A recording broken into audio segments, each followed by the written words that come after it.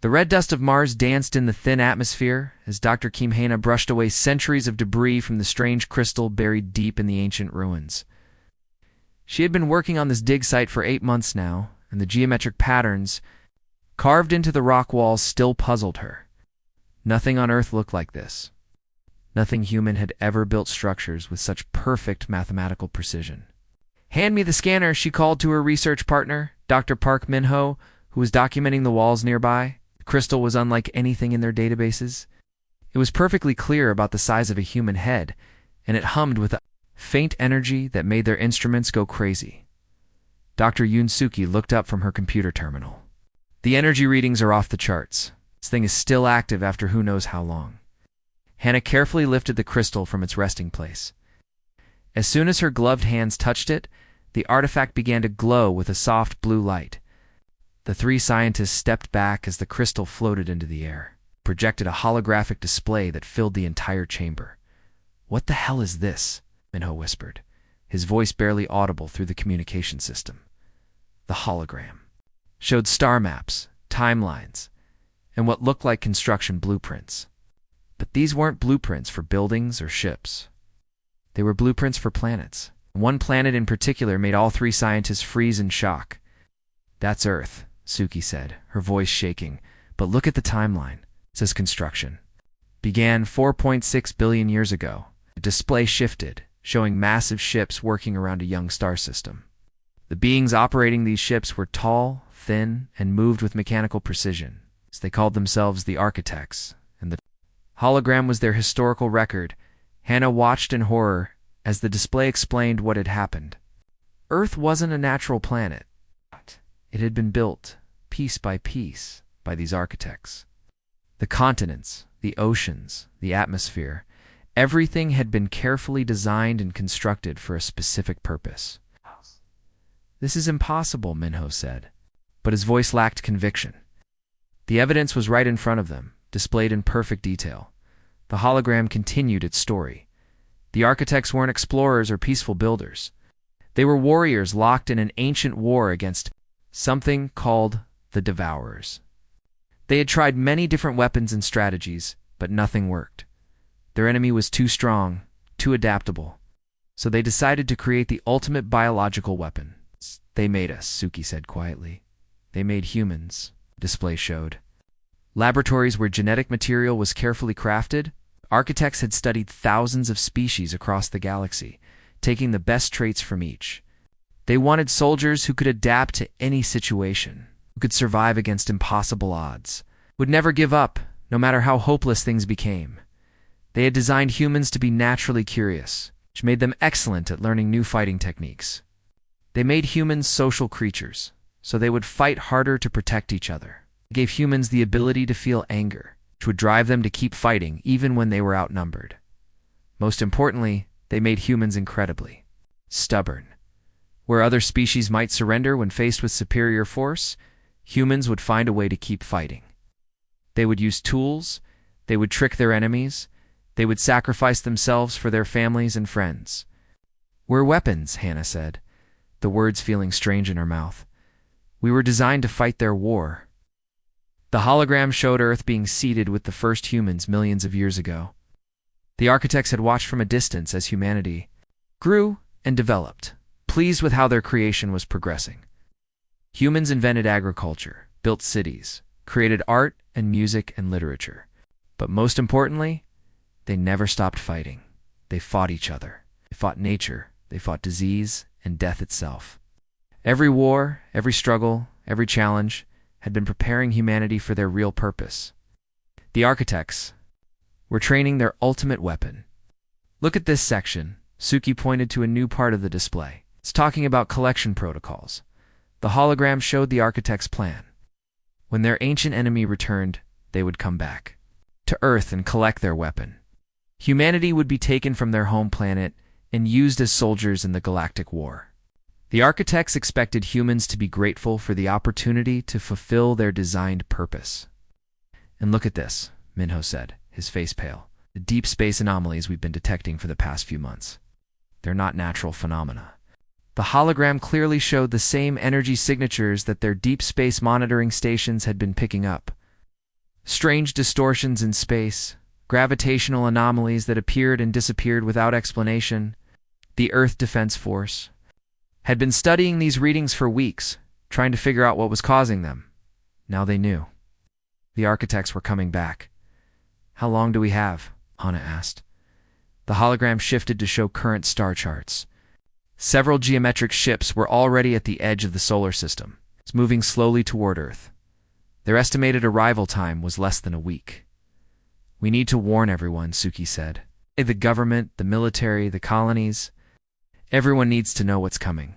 But as the three scientists looked at each other, they realized that knowing the truth might be worse than ignorance.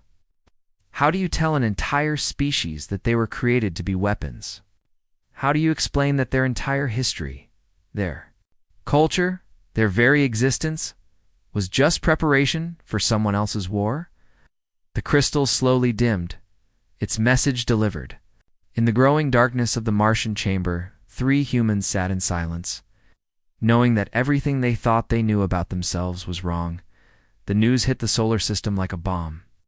Within hours of Dr. Kim Hanna's discovery on Mars, every colony, every space station, every human settlement had received the shocking truth. Humanity was not natural. They were weapons, created by aliens called the Architects, to fight in an ancient war. On Luna Base, the first riots started in the main cafeteria. A group of miners threw chairs and shouted at the screens showing the Martian discovery. "We're not weapons," one man yelled. "We're people. We choose our own lives." But in the corner of the same room, a woman named Park Minji sat quietly with her friends. "Maybe this explains why we're so good at surviving," she said. "Maybe this is why humans never give up, even when things look impossible." The arguments spread everywhere. Some humans felt angry and betrayed. They refused to accept that their entire existence was planned by aliens. Others felt curious and even excited. If they were designed to be the ultimate fighters, what could they accomplish?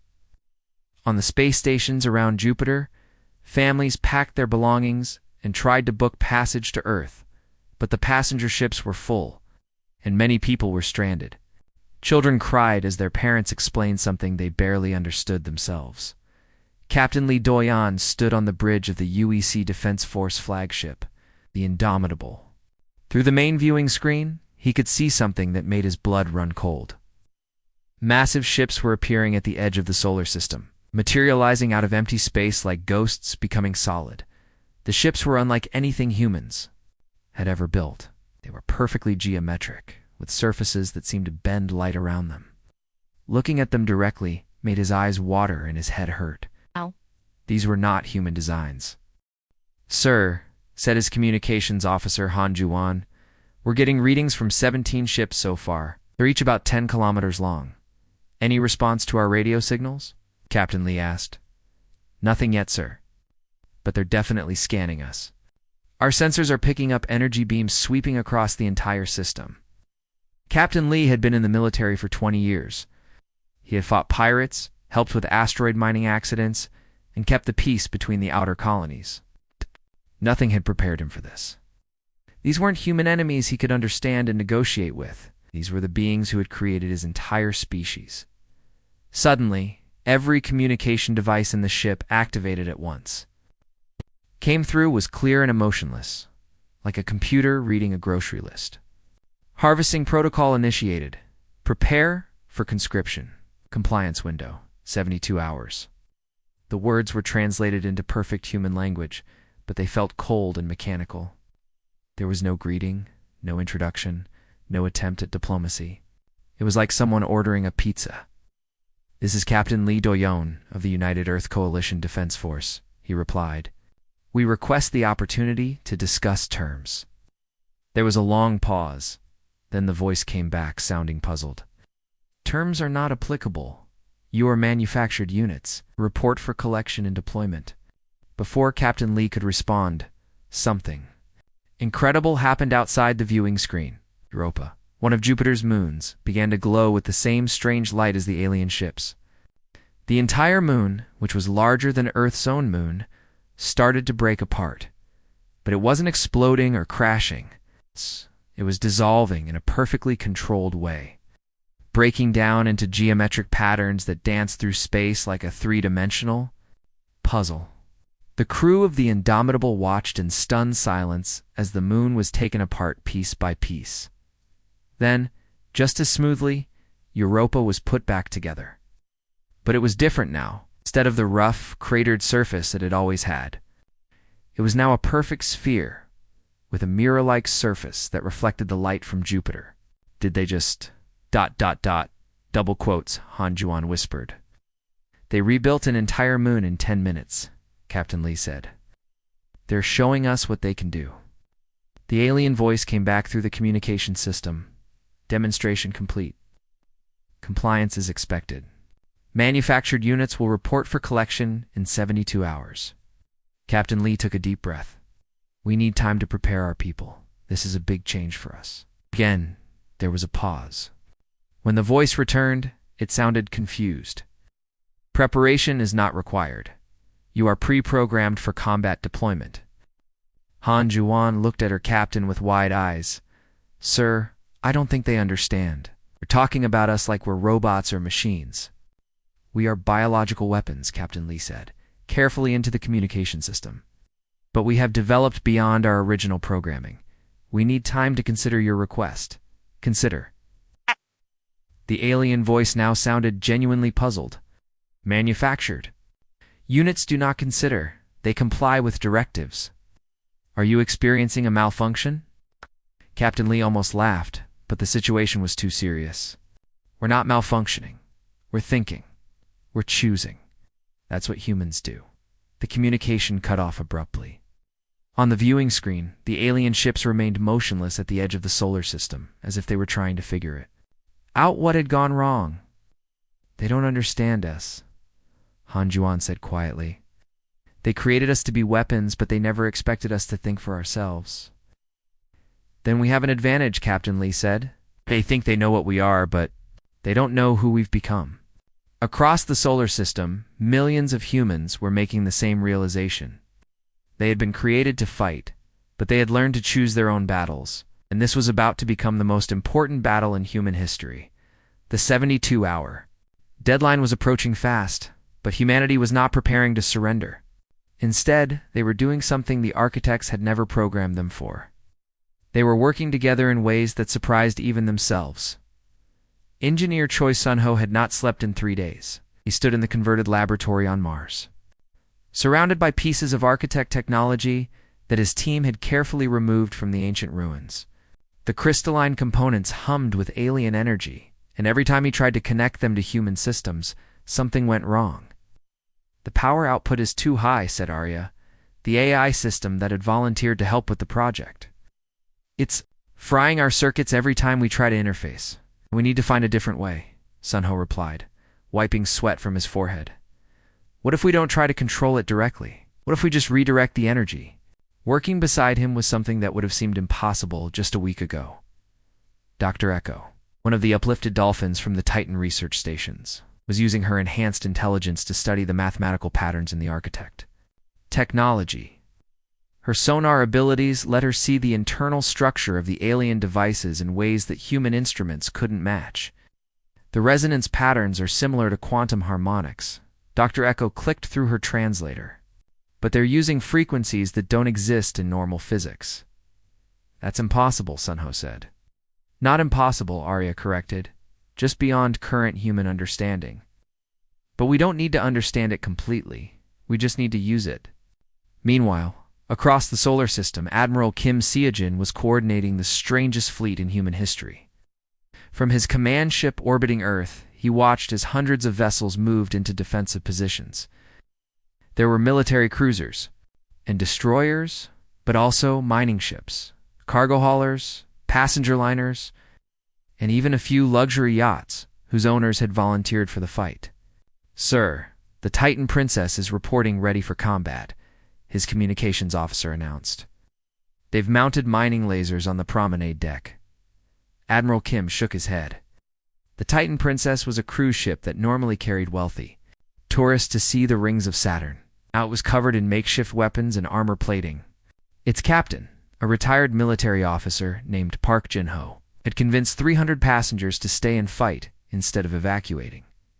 "What about the AI ships?" the admiral asked. 12 automated vessels are requesting permission to form. "A suicide squadron," came the reply. "They say they can ram the architect ships if needed." The admiral paused. The AI systems had developed far beyond their original programming, becoming true partners to humanity. Now they were volunteering to sacrifice themselves for the common defense. It was something the architects had never expected. "Permission granted," he said quietly, "but only as a last resort." The most surprising additions to the fleet were the refugee ships. Over the past 50 years, humanity had encountered several alien species fleeing from various conflicts across the galaxy. Most were small groups, just a few hundred individuals who had asked for sanctuary in human space. The Earth government had welcomed them, helping them build new lives in the outer colonies. Now those refugees were volunteering to fight alongside their human neighbors. Pilot officer Lim Hanyul was technically human, but her family had fled from the Centauri system when she was a child. She had grown up on Earth, learned human customs, and joined the Defense Force. But she still remembered the stories her grandmother told about the old home world and the enemies who had driven them away. "Gold Squadron ready for launch," she reported from the cockpit of her fighter. Her squadron was a mix of human pilots, AI-controlled drones, and even 2 ships crewed by the insectoid refugees from the Vega system. The architects watched all of this preparation with what could only be described as amusement. On their command ship, the prime geometrist studied the tactical displays showing human fleet movements. "They are attempting to organize resistance," it reported to the other architects. "This appears to be a malfunction in their combat programming." "Shall we begin immediate collection procedures?" asked another architect. "No," the prime geometrist replied. "This is an interesting development. We will observe how they respond to limited engagement. It may provide useful data for future weapon deployments." The architects had created thousands of biological weapons over the millennia. Some had been more successful than others, but all had eventually followed their programming and joined the architect war machine. This was the first time any created species had attempted organized resistance. The first test came when a single architect scout ship moved toward the human fleet. It was a small vessel, no bigger than a human destroyer, but it moved with the fluid grace of something that could bend the laws of physics. "All ships, weapons free," Admiral Kim commanded. "Let's see what we're dealing with." The human fleet opened fire with everything they had: laser beams, projectile weapons, and even some experimental energy weapons lit up the space around the scout ship. But the architect vessel simply flowed around the attacks like water flowing around rocks. Then something unexpected happened. AI ship calculated risk, broke formation, and accelerated directly toward the scout ship. But instead of ramming it, the AI began broadcasting a complex mathematical sequence on all frequencies. "What is it doing?" Admiral Kim asked. "It's trying to communicate," Arya answered from the Mars laboratory. "It's using the quantum harmonics that Dr. Echo discovered in the architect technology." The scout ship suddenly stopped moving. For a moment, it hung motionless in space, as if it was listening to something it had never heard before. Then it retreated back to the main architect fleet. On the command ship, the prime geometrist stared at the tactical display in confusion. "The manufactured units are communicating with our technology. This was not part of their programming." For the first time in their long history, architects realized they might have created something they didn't understand. The asteroid belt had become a war zone. Chunks of rock the size of mountains drifted through space, some still glowing hot from weapon impacts. Captain Yang Mina gripped the armrests of her command chair as another explosion rocked her destroyer. The Resilient. Breach on deck. 7, her first officer reported. "We've lost main power to the forward weapons. Switch to backup systems," Mina ordered. "And get me a damage report." The Resilient was one of 12 human ships that had engaged the architect. Its advance force near Ceres. The alien vessels moved like living things, flowing around human attacks and striking back with weapons that seemed to tear holes in reality. Itself, 3 human ships had already been destroyed, and the rest were badly damaged. But they weren't retreating. Captain, the Determined is reporting critical damage to their life support, the communications officer announced. Captain Park. Jae-in is requesting permission to ram the Architect cruiser. Mina watched the tactical display as the mining vessel Determined changed course, accelerating toward the largest enemy ship. The Determined had been a cargo hauler until 3 days ago when its crew had volunteered to fight. Now, Captain, Park was about to sacrifice his ship and his life to protect the civilian transports fleeing toward Mars. Tell him he has permission, Mina said quietly. And tell him it's been an honor. The Determined struck the Architect cruiser at full speed. The explosion was visible, even from hundreds of kilometers away, a brief star that lit up the asteroid field. When the light faded, both ships were gone, but the sacrifice had worked.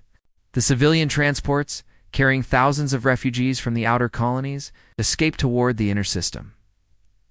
On the Architect command ship, the Prime Geometrist stared at the tactical display in confusion. Its military computers had predicted an easy victory. The human ships were primitive, their weapons were weak, and they were vastly outnumbered. By all logical calculations, the humans should have surrendered or fled after the first casualties. Instead, they fought harder. Analyzed the human combat behavior, the Prime Geometrist ordered its tactical systems. Explain why they continue fighting, despite impossible odds. The computers worked for several minutes before responding, unable to process human tactical decisions. Actions do not follow logical survival patterns. Individual units are sacrificing themselves for no strategic advantage. No strategic advantage? The Prime Geometrist reviewed the data again. Captain Park's ramming attack had indeed destroyed an Architect cruiser, but it had cost him his ship and crew. In purely mathematical terms, it was a poor trade. But the Prime Geometrist was beginning to understand that mathematics didn't explain everything about humans. They're not fighting for individual survival, it finally concluded.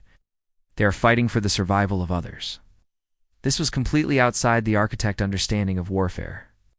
Every species they had encountered fought primarily to preserve themselves.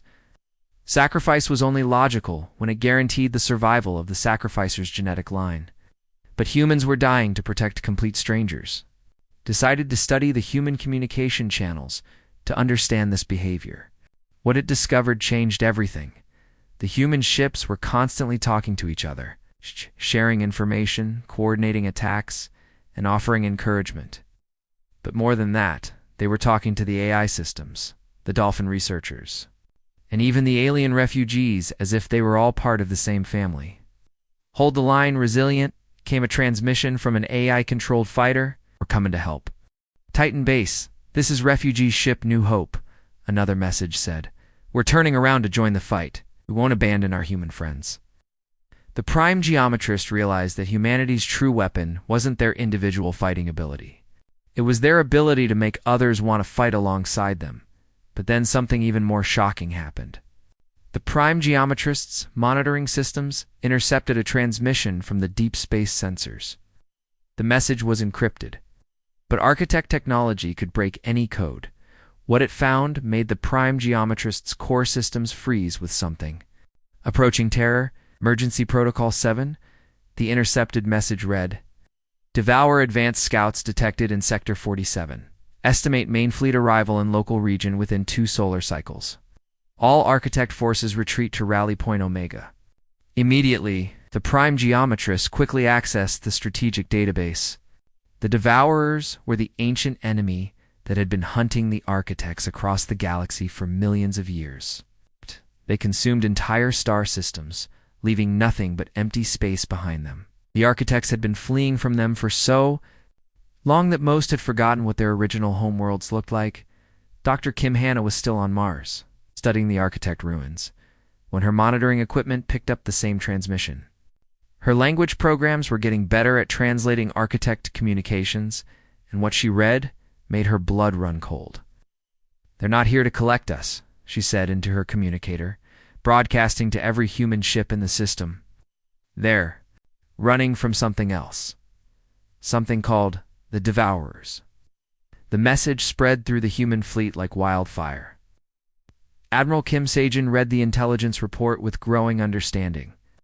"The architects aren't conquerors," he announced to his fleet. "They're refugees. They've been running from this enemy for millions of years, and they want to use us as soldiers because they're too scared to fight themselves."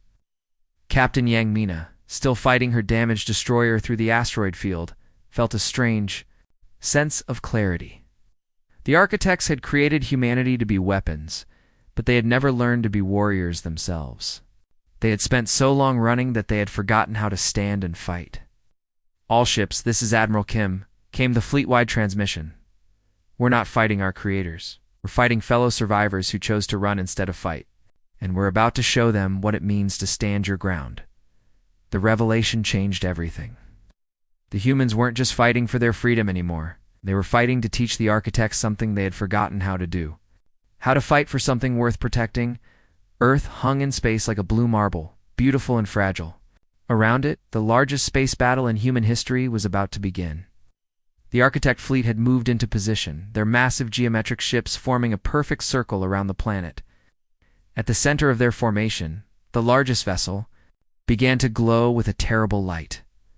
Admiral Kim Sehojin stood on the bridge of his flagship, watching the enemy preparations. His fleet was tiny compared to the architect armada.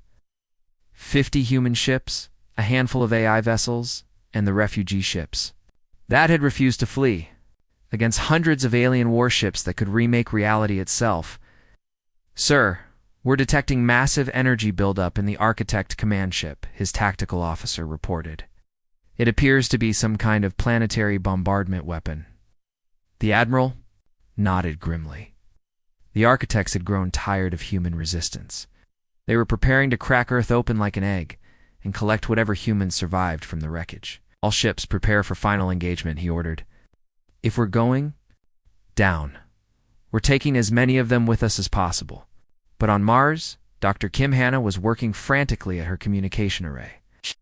She had been monitoring deep space for the past hour, tracking the approach of something even more terrifying than the architects. "Come on," she whispered to herself. "Adjusting the quantum transmitter, you have to be out there." The Devourers had been following the architect fleet, just as they had been following them across the galaxy for millions of years. Hannah's calculations showed they would arrive in the solar system within hours, but instead of waiting for them to arrive, she was going to try something that had never been attempted in galactic history. She was going to call them. "This is Dr. Kim Hanna of the human species." She broadcast on frequencies that existed beyond normal spacetime. "We know you're coming.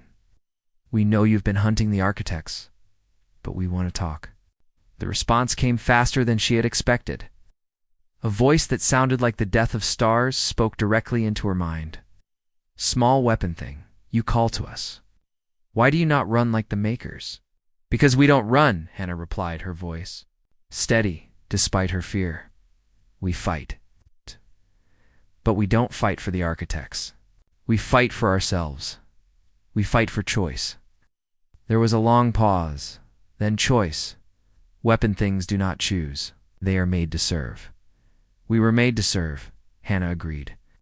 "But we choose to be free. We choose to fight for others, not just ourselves. We choose to protect the weak instead of consuming them." Above Earth, the space battle erupted as the human fleet engaged the architect advance guard. Captain Lee Doyen, now commanding the combined human refugee squadron, led the charge in his upgraded destroyer. The ship had been fitted with reverse-engineered architect technology, making it faster and more powerful than any human vessel had ever been. "All ships, target their weapons arrays," he commanded. "Don't let them charge that planet cracker." The battle was fierce but hopeless. Human ships exploded under architect fire, their crews dying to buy a few more minutes. But they kept fighting, kept pushing forward, kept refusing to surrender. Then something incredible happened. Space itself began to tear open, and ships emerged that were older than the architects. The Devourers had arrived. The newcomers were massive, organic-looking vessels that seemed to be made of living darkness. They moved toward the architect fleet with predatory grace, preparing to consume both the aliens and the humans. But Captain Lee did something that surprised everyone. He turned his ship toward the Devourers and opened fire. "What are you doing?" Admiral Kim demanded over the communication channel. "I'm shooting."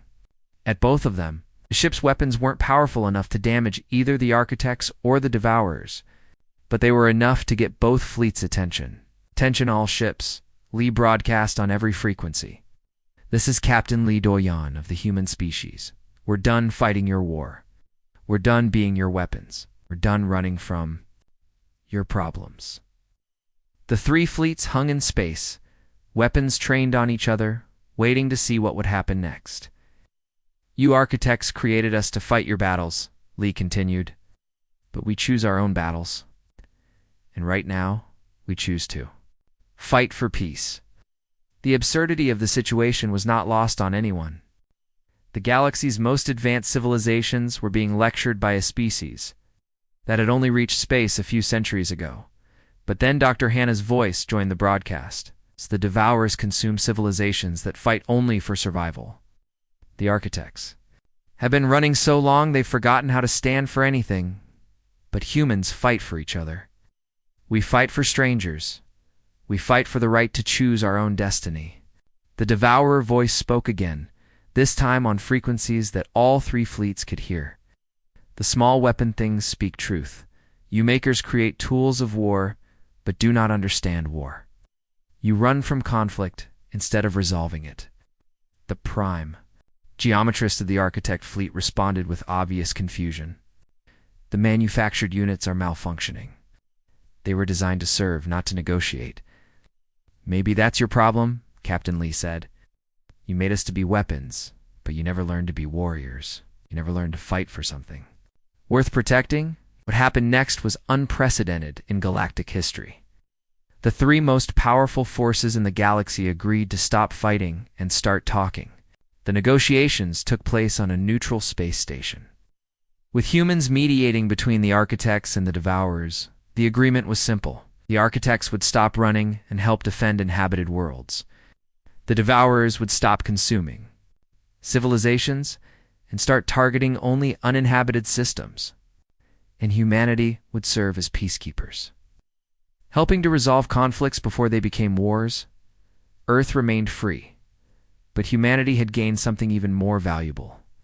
They had become the galaxy's conscience, proving that the strongest battles are fought not with weapons, but with the courage to choose what's right.